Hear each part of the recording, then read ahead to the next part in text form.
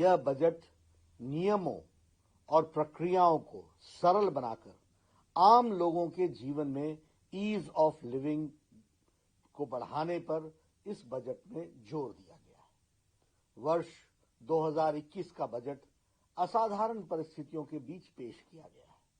इसमें यथार्थ का एहसास भी है और विकास का विश्वास भी है।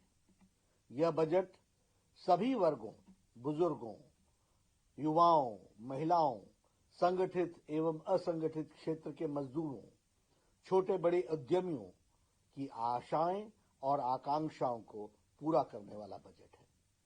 ऐसे सर्वस्पर्शी और सर्वसमावेशी एवं देश के जन जन के सर्वांगीण कल्याण के प्रति समर्पित आम बजट के लिए मैं आदरणीय प्रधानमंत्री श्री नरेंद्र मोदी जी का अभिनंदन करता हूं और वित्त मंत्री श्रीमती निर्मला सीतारमण जी को और उनकी टीम को बहुत बहुत बधाई देता हूं।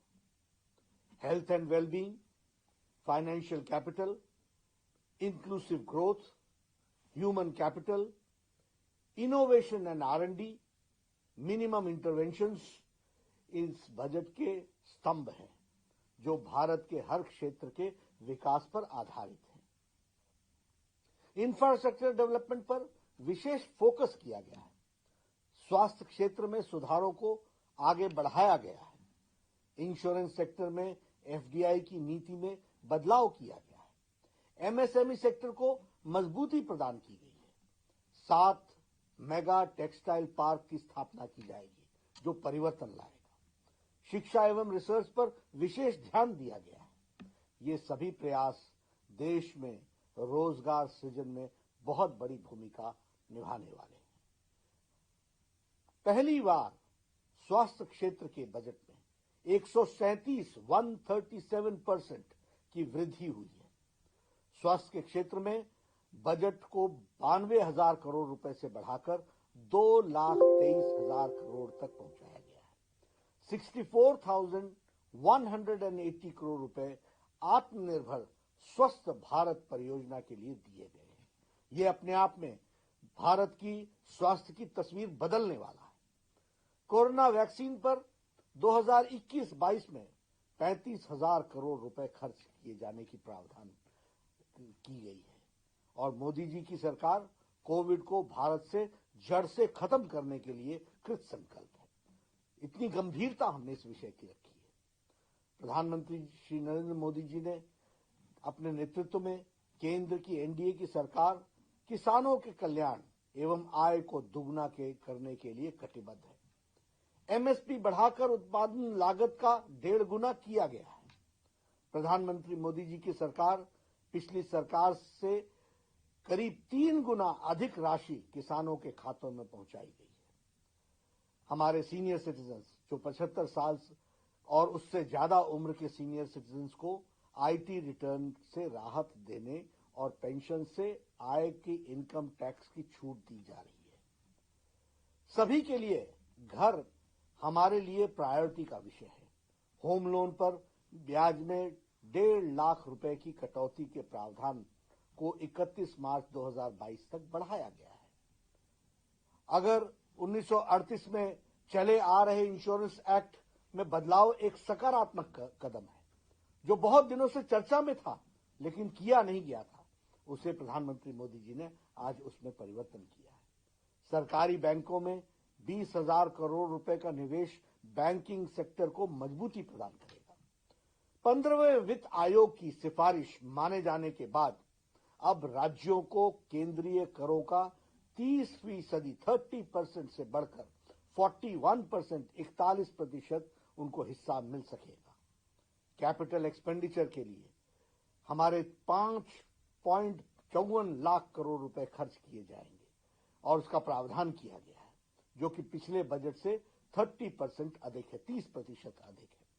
इसके अतिरिक्त राज्यों और स्वतंत्र बॉन्डेज यानी बॉन्ड्स भरने का भी उनको 2 लाख करोड़ रुपए दिए जाएंगे।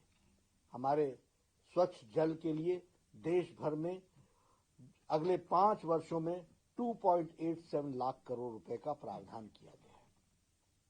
शिक्षा में 100 से ज्यादा सैनिक स्कूलों को हाई एजुकेशन काउंसिल का गठन करके उनकी विकास की बात सोची जा रही है।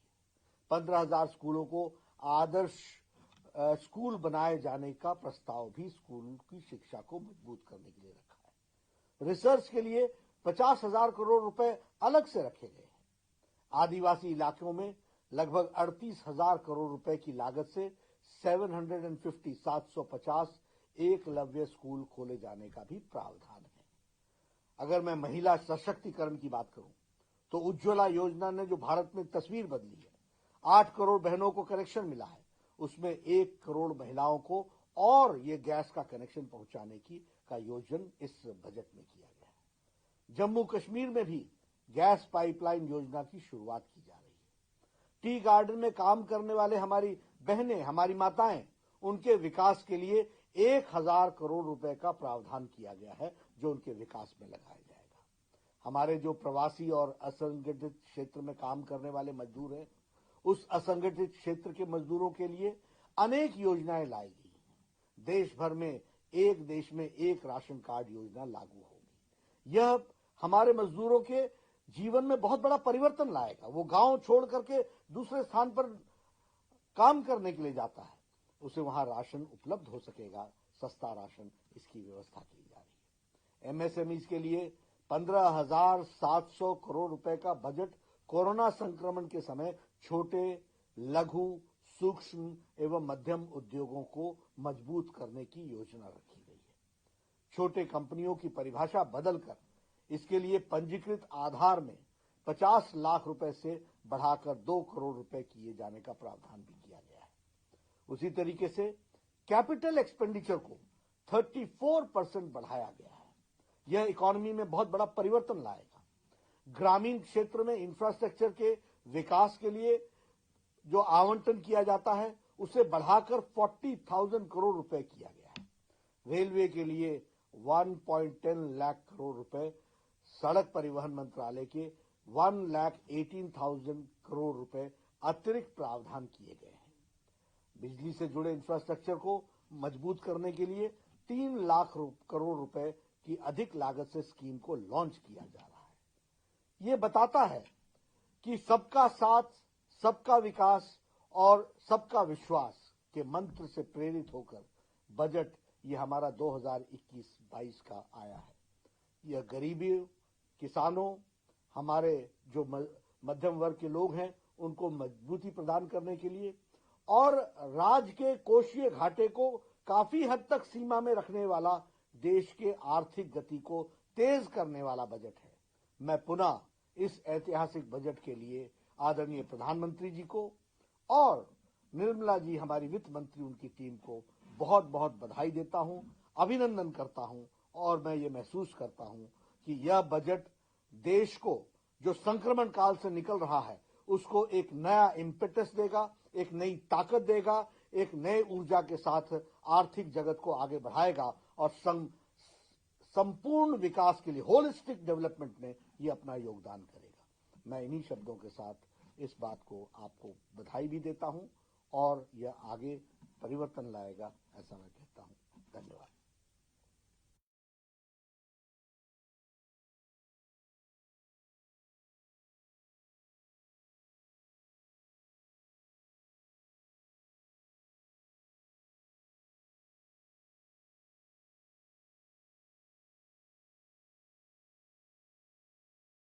हिंदुस्तान की रगों में आजादी